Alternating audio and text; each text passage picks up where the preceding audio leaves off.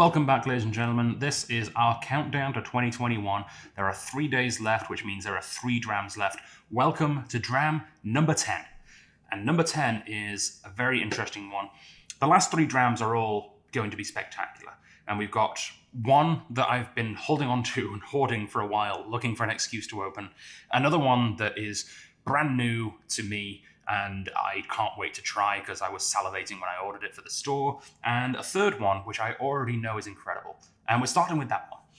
This is, in my opinion, one of the best SMWS whiskies that we've had in recent times. And I purchased one of these for the simple reason that I wanted to keep it to prove the naysayers wrong. And it's a bit of a weird, petty reason to buy a whiskey. But I wanted to share this with people again in the future, because at the time there was a lot of people who were decrying the SMWS for their not even new but much more prevalent operation, I guess, of finishing whiskies in a different cask, buying a cask of whiskey and then finishing it in a different cask that the SMWS themselves were in charge of. And there were a lot of people who were like, they're messing with our whiskey. Thankfully now, one of the reasons I haven't used this whiskey or opened this whiskey yet is because it's irrelevant now. People have accepted it. People have tried enough SMWS whiskey that have been finished in a cask that it wasn't purchased in.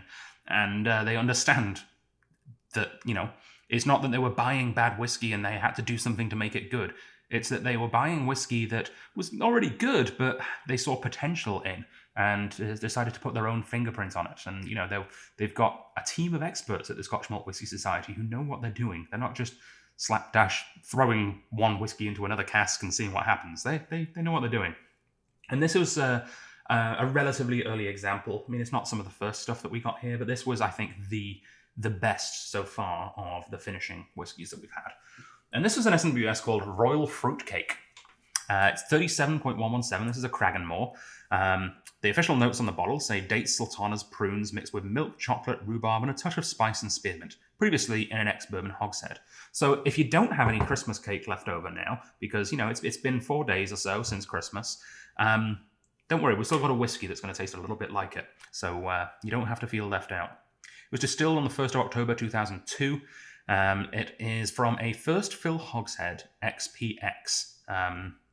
It was an ex-bourbon hogshead, and then it was finished in an ex-Pedro Jimenez, a specific creme de la creme of sweet whiskey, if you will. It's a Speyside whiskey, is Cragganmore. An interesting Speyside because there's often a touch of peach to it as well. 15 years old in this case, one of 255 bottles that were created, and 55.6% ABV. And yeah, this, one of my all-time favorite SMWSs from my time here at SMWS Canada. And lovely. Very much no longer available, in case you were wondering. A solid SMWS pop, a sound we're all too familiar with on this YouTube channel. Yeah. And it's actually been a while since I've had some of this, because I finished my my other bottle a while back now. Soft, creamy, sweet sherry notes.